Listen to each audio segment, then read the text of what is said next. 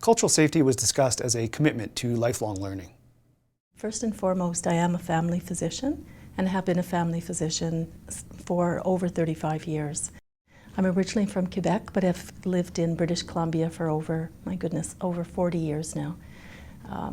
My second role is as Executive Medical Director for Interior Health.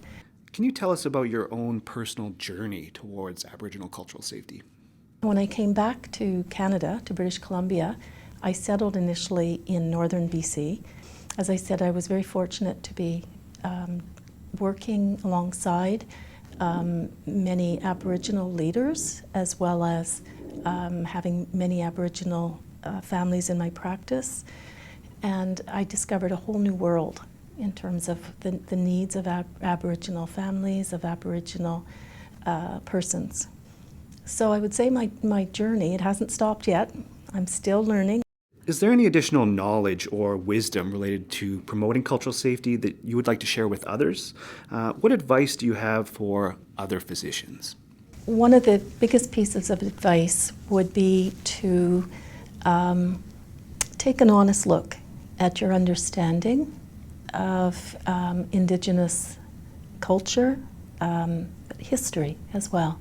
The history, the context. The context is critical when it comes to being able to understand some of the needs of your Aboriginal patients and their families.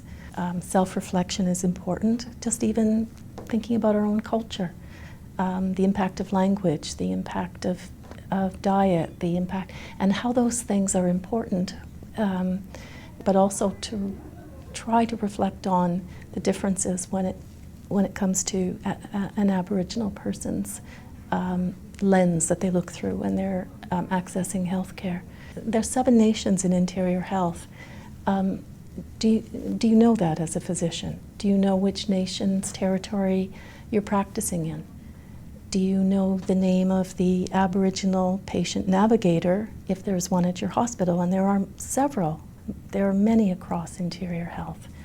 It makes one's own medical work much more satisfying, but it also helps to build the trust between yourself and your patient, and having your patient come back, being able to work out a treatment plan that makes sense to your patient.